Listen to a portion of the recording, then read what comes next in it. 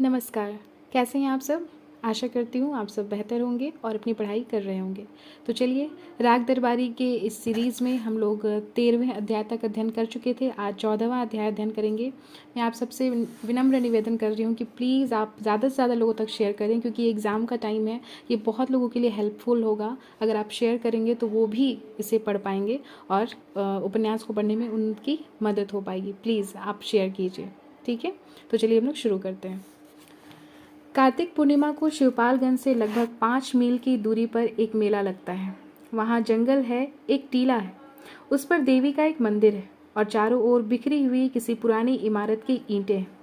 जंगल में करौंदे, मकौए और बेर के झाड़ हैं और ऊंची नीची जमीन है। खरगोश से लेकर भेड़िए तक, भुट्टा चोरों से लेकर डकैत तक इस जंगल में आसानी से छिपे रहते हैं। नज़दीक के गांव में जो प्रेम संबंध आत्मा के स्तर पर कायम होते हैं, उनकी व्याख्या इस जंगल में शरीर के स्तर पर होती है।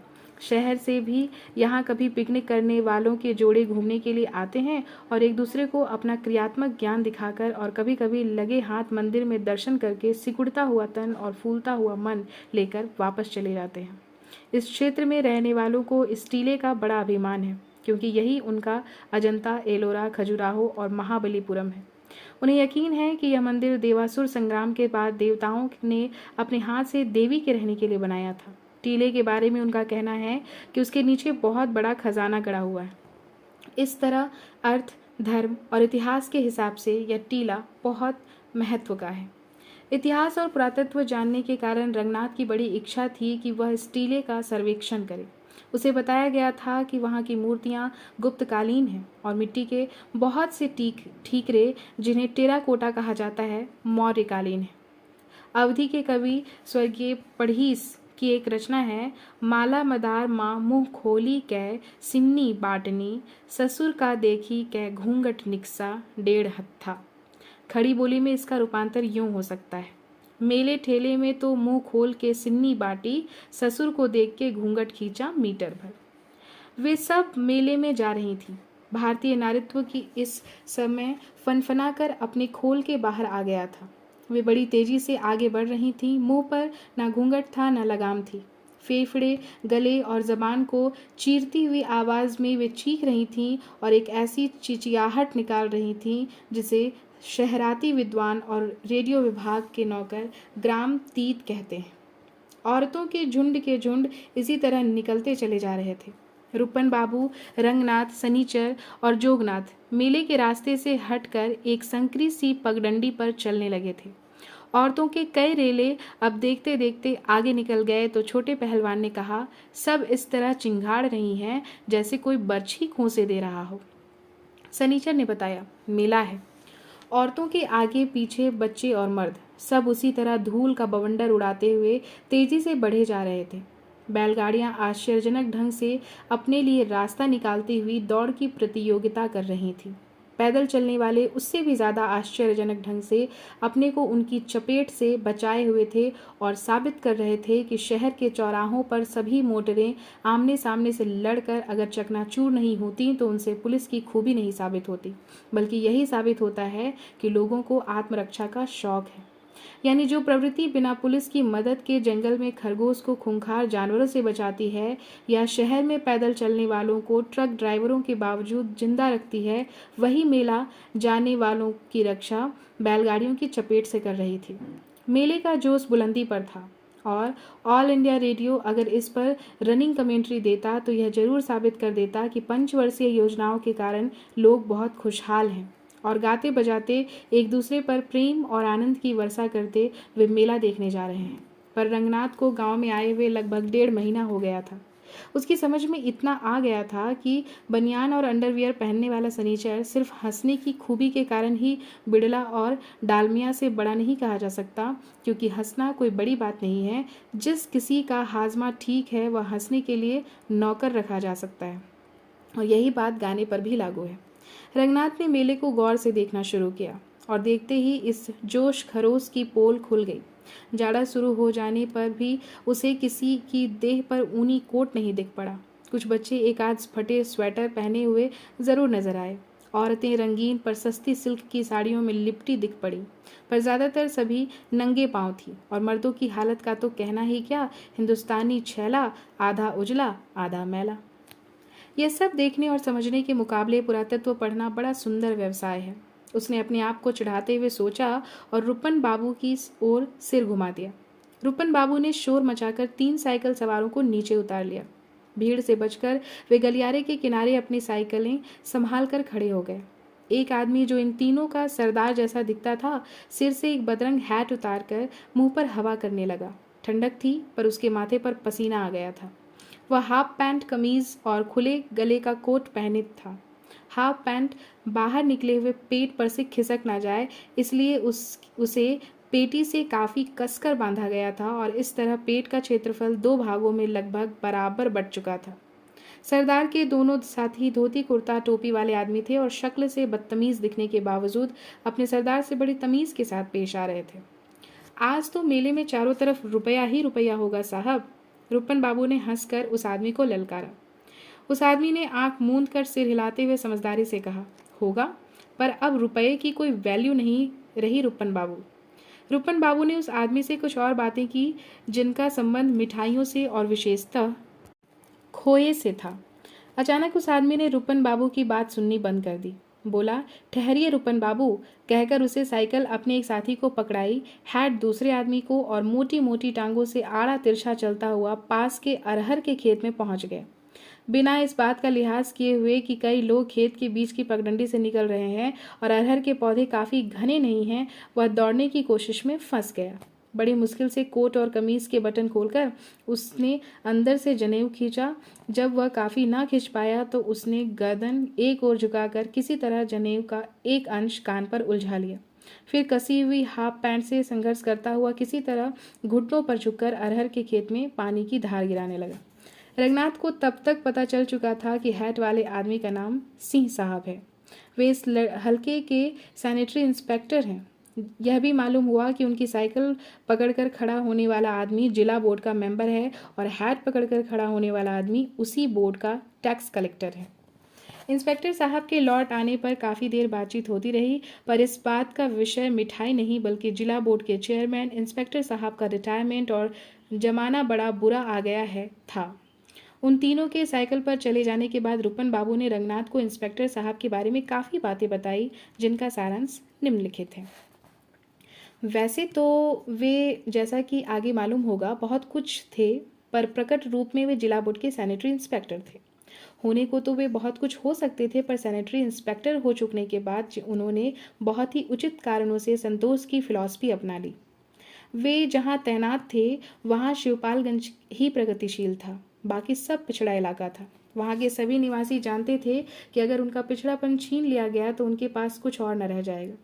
ज़्यादातर किसी से मिलते ही वे गर्व से कहते थे कि साहब, हम तो पिछड़े हुए क्षेत्र के निवासी हैं। इसी से वे इंस्पेक्टर साहब पर भी गर्व करते थे। इंस्पेक्टर साहब उस क्षेत्र में 40 साल से तैनात थे और उनके वहाँ होने की ज़रूरत आज भी वैसी ही थी जैसे कि 40 साल पहले थी। सैनिटरी इंस्पेक्टर को कई तरह के काम करने पड़ते थे। वे भी जेब में लैक्टोमीटर डालकर घूमते और राजहंसों की तरह नीर छीर विवेक करते हुए नीर छीर में भेद न करने वाले ग्वालों के मोती चुगा करते। छूत की बीमारियों के वे इतने बड़े विशेषज्ञ थे कि किसी के मरने की खबर पढ़कर महज अखबार सूंघकर बता देते थे कि मौत कालरा से हुई थी या गैस्ट्रोटाइटिस से। वास्तव में उनका जवाब ज़्यादातर एक सा होता था। इस देश में जैसे भूखमरी से किसी की मौत नहीं होती, वैसे ही छूत की बीमारियों से भी कोई नहीं मरता। लोग यूं ही मर जाते हैं और झूठ मूठ बेचारी बीमारियों का नाम लगा लेते हैं। उनके जवाब का कुछ ऐसा ही मतलब होता था। वैश्याओं और साधुओं की तरह नौकरी पेशा वालों की उम्र के बारे में भी कुछ कहा नहीं जा सकता, पर इंस्पेक्टर साहब को खुद अपनी उम्र के बारे में कुछ कहने में कोई संकोच ना था। उनकी असली उम्र 62 साल थी, कागज़ पर 59 साल थी और देखने में लगभग 50 साल थी। अपनी उम्र के बारे में वे ऐसी बेतकल्लुफ़ी से बात करते थे जैसे वह मौसम हो। वे सीधे साधे परोपकारी किस्म के घरेलू आदमी थे और नमस्कार के फौरन बाद बिना किसी प्रसंग के बताते कि उनका भतीजा ही आजकल बोर्ड का चेयरमैन है। उसके बाद ही एक किस्सा शुरू हो जाता, जिसके आरंभ के बोल थे, भतीजा जब बोर्ड का चेयरमैन हुआ तो हमने कहा कि ये किस्सा पूरे क्षेत्र में दूध मिले हुए पानी की तरह व्यापक हो चुका था। किसी भी जगह सुना जा सकता था कि भतीजा जब बोर्ड का चेयरमैन हुआ तो हमने कहा कि बेटा, हम बहुत हुकूमत कर चुके, अब हमको रिटायर हो जाने दो, अपनी मातहती ना कराओ। पर कौन सुनता है आजकल हम बुजुर्गों की। सभी मेंबर पहले ही चिल्ला पड़े कि वाह, यह भी कोई बात हुई। भतीजा बड़ा आदमी हो जाए तो चाचा को इसकी सज़ा क्यों मिले। देखें आप कैसे रिटायर हो जाएंगे। बस तभी से दोनों तरफ बात पर बात अड़ी है। पिछले 3 साल से हम हर साल रिटायर होने की दरख्वास्त देते हैं और उस तरफ से मेंबर लोग हर साल उसे खारिज कर देते हैं। अभी यही किस्सा चल रहा है। इस लत के साथ उन्हें एक दूसरी भी लत पड़ गई थी। उन दिनों वे रोज स्टेशन पर शहर से आने वाली गाड़ी देखने लगे थे। गाड़ी आने के पहले और बाद में वे प्लेटफॉर्म पर नियमित रूप से टहलते, तंदुरुस्ती बनाने और अपने को दिखाने के लिए। स्टेशन मास्टर ड्यूटी करता रहता था। वे टहलते टहलते उसके पास पहुंच जाते और कुल्हड़ जैसी हैट पर रखे हुए कुर्सी पर बैठ जाते। फिर पूछते, बाबूजी, पैसेंजर गाड़ी कब आ रही है। स्टेशन मास्टर उन्हें बहुत दिन देख चुका था। उसे कुछ और देखना बाकी ना था। रजिस्टर पर निगाह झुकाए वह कहता, जी आधा घंटा लेट है। वे कुछ देर चुप रहते, फिर कहते, क्या हाल चाल है बच्चों के। जी भगवान की दया है। वे मासूमियत के साथ पूछते, आपका भतीजा भी तो रहता है आपके साथ। जी हाँ, भगवान की दया है, अच्छा लग गया, टिकट कलेक्टर हो गए। वे जवाब देते, अपना भतीजा भी अच्छा लग गया। पहले तो जब वह वॉलंटियर था लोग हंसी उड़ाते थे, आवारा कहते थे। कुछ देर बाद इंस्पेक्टर साहब हंसते, कहते, अब तो मैं उसी का माथत हूँ, रिटायर होना चाहता हूँ पर वह होने ही नहीं देता। स्टेशन मास्टर रजिस्टर देखता रहता। वे दोहराते, 3 साल से ऐसे ही खिंच रहा है। मैं नौकरी से अलग होना चाहता हूँ। वह कहता है कि तजुर्बेकार आदमियों की कमी है। आप क्या गजब कर रहे हैं। स्टेशन मास्टर कहता, बड़े बड़े नेताओं वाला हाल है। वे भी बार बार रिटायर होना चाहते हैं पर उनके साथ वाले उन्हें छोड़ते ही नहीं। वे दोबारा हंसते, कहते, बिल्कुल वही बात है। फ़र्क यही है कि मुझे रोकने वाला मुझसे बहुत ऊंचा है और उनको रोकने वाला उनसे बहुत नीचे है। वे ज़ोर से हंसने लगते। स्टेशन मास्टर रजिस्टर के पन्ने पलटने लगता। कुछ दिनों बाद सैनिटरी इंस्पेक्टर साहब को अनुभव हुआ कि स्टेशन मास्टर अपने काम में कुछ ज़्यादा दिलचस्पी ले रहा है। वे जब आकर कुर्सी पर बैठते हैं तो वह भौहों में बल डालकर रजिस्टर को बड़े गौर से देखता हुआ पाया जाता। कभी कभी वह पेंसिल से एक कागज़ पर जोड़ी बाकी सी लगाता। रजिस्टर तो वह पहले ही पढ़ता था पर भौहों के बीच शिकन और पेंसिल का इस्तेमाल बिल्कुल नई चीज़ें थी, जिससे प्रकट था कि स्टेशन मास्टर अपने काम में बुरी तरह फंस गया है। उन दिनों सवाल जवाब कुछ इस तरह चलता, आजकल शायद आपके पास बहुत काम है। और क्या हाल चाल है। ठीक है। गाड़ी कब आ रही है। Right time. आपका भतीजा तो लखनऊ में ही है ना। जी हाँ। अपना भतीजा तो आजकल रिटायर ही नहीं होने देता। चेयरमैन है। इंस्पेक्टर साहब स्टेशन मास्टर के आचरण का अधपतन बड़े गौर से देख रहे थे। हालत दिन पर दिन गिर रही थी। जैसे ही वे सिर पर कुल्हड़ जैसी हैट लगाए हुए उसके सामने आकर कुर्सी पर बैठ जाते, वे देखते कि रजिस्टर पर उसकी आंखें टपक कर गिरने ही वाली है। कभी कभी वह उनके सवाल अनसुने कर जाता। इंस्पेक्टर साहब सोचते कि सरकारी नौकरी करके भी अगर काम करना पड़ा तो ऐसी ज़िंदगी पर लानत है। अचानक एक दिन उनकी गाड़ी देखने की लत खत्म हो गई। वे उस दिन रोज़ की तरह स्टेशन पर आए और स्टेशन मास्टर के पास आकर बैठ गए। आज वह रजिस्टर पर पेंसिल से नहीं बल्कि कलम से कुछ लिख रहा था। उसकी भौहों से लगता था कि काम के साथ ही वह खुद भी खत्म होने वाला है। इंस्पेक्टर साहब ने शुरू किया, आजकल आपके पास काम बहुत है। जी हाँ, उसने अचानक ज़ोर से कहा। वे कुछ झिझक से गए, फिर धीरे से बोले, पैसेंजर गाड़ी। इस बार स्टेशन मास्टर ने कलम रोक दी। उनकी ओर सीधे देखते हुए उसने सधी आवाज़ में कहा, पैसेंजर गाड़ी 1.25 घंटा लेट है और आपका भतीजा बोर्ड का चेयरमैन है। अब बताइए इसके बाद आपको क्या कहना है। इंस्पेक्टर साहब कुछ देर मेज़ की ओर देखते रहे, फिर उठकर धीरे से चल दिए। एक पॉइंट मैन बोला, क्या हुआ साहब। कुछ नहीं। वे बोले, साहब के पास काम बहुत है। हमारा भतीजा भी आजकल इसी तरह झुंझलाया करता है, बड़ा काम है। आज जोगनाथ मेले में रुपन बाबू के साथ एक वजह से आया था। उसे डर था कि अकेले रहने से पुलिस उसे छेड़ने लगेगी और कहीं ऐसा ना हो कि उसे अपनी मोहब्बत में एकदम से जकड़ ले। वे लोग मेले की धज में निकले हुए थे। रुपन बाबू ने कमीज के कॉलर के नीचे एकदम नया रेशमी रुमाल बांध लिया था और केवल सौंदर्य बढ़ाने के उद्देश्य से आंख पर काला चश्मा लगा लिया था। सनीचर ने अंडरवियर के ऊपर घर की बनी जालीदार सूती बनियान पहन ली थी, जो अंडरवियर तक आने के 1.5 इंच पहले ही खत्म हो गई थी। छोटे पहलवान ने लंगोट की पट्टी को आज हाथी की सूंड की तरह नीचे नहीं लटकने दिया था, बल्कि उसे इतनी मजबूती से पीछे ले जाकर बांधा था कि पट्टी का वह दूसरा सिरा लंगोट के तार तार हो जाने पर भी उनके पीछे दुम की तरह ही चिपका रहे। यही नहीं, उन्होंने आज बिना बनियान का एक पारदर्शी कुर्ता और एक पारदर्शी मार्किन का अंगोछा लुंगी के रूप में पहन लिया था। जोगनाथ रुपन बाबू से सटकर चल रहा था। वह एक दुबला पतला नौजवान था। उसे देखते ही शिवपालगंज के पुराने आदमी आह सी भर कर कहते थे, जोगनथवा को देखकर अयोध्या महाराज की याद आती है। अयोध्या महाराज अपने जमाने के सबसे बड़े ठग थे और दूर दूर से लोग उनके पास चालाकी सीखने के लिए आते थे। जोगनाथ से लोगों को आशा थी कि कुछ दिनों में उसके सहारे इतिहास अपने आप को दोहराएगा। जिस दिन गांव में चोर आए थे, उस दिन से जोगनाथ को लोग कुछ दूसरे ढंग से देखने लगे थे। गयादीन के यहाँ चोरी हो जाने के बाद जोगनाथ को कुछ ऐसा जान पड़ने लगा था कि उसे पहले से ज़्यादा इज्जत मिल रही है।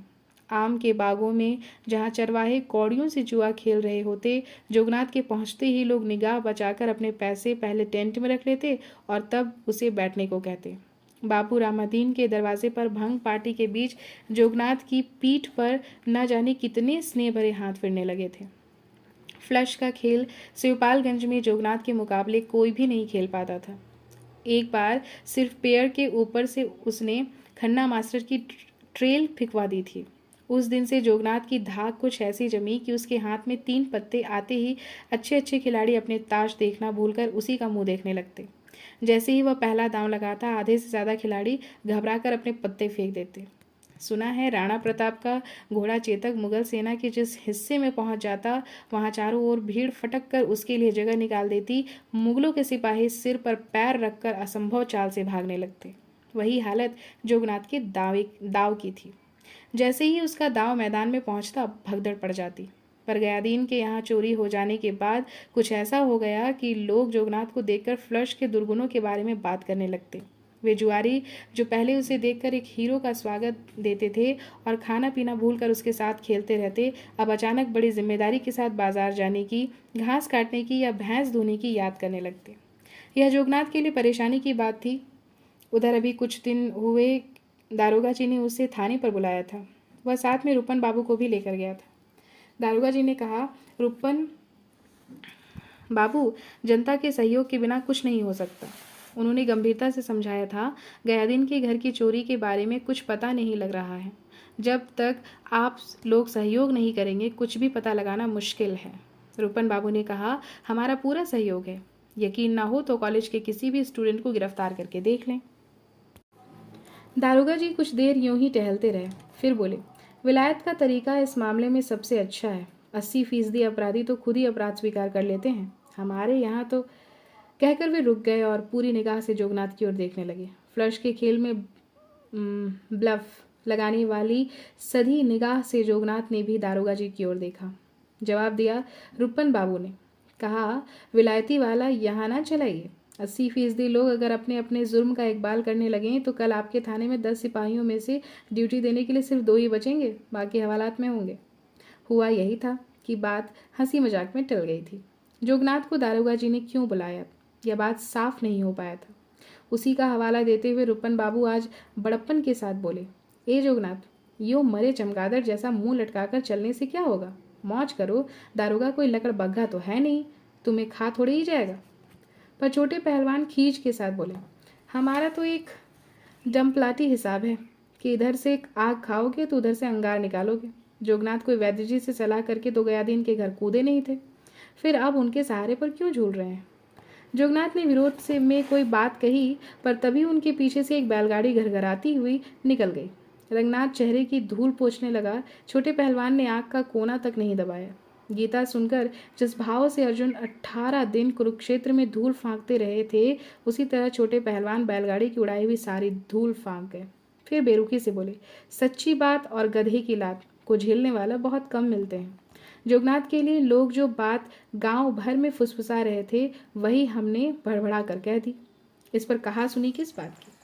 सनीचर ने शांति स्थापित करनी चाहिए। प्रधान हो जाने की आशा में वह अभी से वैद्य जी कि शाश्वत सत्य कहने वाली शैली का अभ्यास करने लगा था। बोला, आपस में कुकरहाव करना ठीक नहीं। सारी दुनिया जोगनाथ को चाहे कुछ कहे, हमने उसे एक बार भला कह दिया तो कह दिया।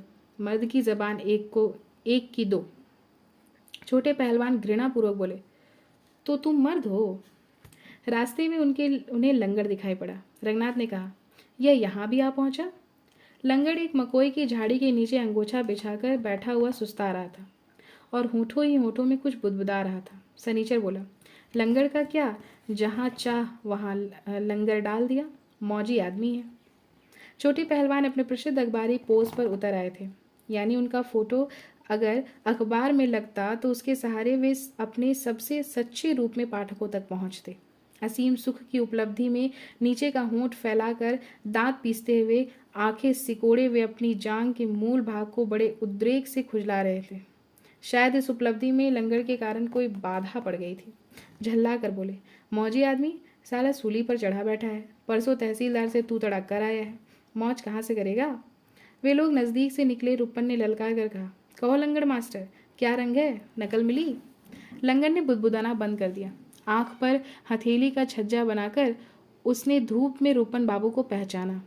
कहा, कहाँ मिली बापू? इधर इस रास्ते नकल की दरख्वास्त सदर के दफ्तर भेजी गई और उधर उस रास्ते से मिसिल वहाँ से यहाँ लौट आई। अब फिर गया मामला 15 दिन को। सनीचर ने कहा, सुना तहसीलदार से तू तड़ाक वाली बात हो गई है? कैसी बात बापू? लंगड़ के होंठ फिर कुछ बुदबुदाने की तैयारी में कांपे। जहाँ कानून की बात है वहाँ तू तड़ाक से क्या होता है? छोटे पहलवान ने घृणा से उसकी ओर देखा, फिर झाड़ियों और दरख्तों के सुनाने के लिए कहा, बात के बताशे फोड़ने से क्या होगा? सारा जाकर नकल नवीस को 5 रुपए टिका क्यों नहीं देता? तुम यह नहीं समझोगे छोटे पहलवान, यह सिद्धांत की बात है, रंगनाथ ने उसे समझाया। छोटे पहलवान ने अपने मजबूत कंधों पर एक अनावश्यक निगाह डालकर कहा, वह बात है तो खाते रहो चक्कर गिन्नी। कहकर सैकड़ों यात्रियों की तरह वे भी झाड़ी के पास पानी गिराने की नीयत से गए और वहाँ एक आदमी को खुले में कुछ चीज़ गिराते हुए देखकर उसे गाली देते हुए दूसरी ओर मुड़ गए। तो इसी के साथ 14वां अध्याय यहीं पर समाप्त होता है। मैं फिर मिलूँगी अगले वीडियो में। तब तक के लिए धन्यवाद।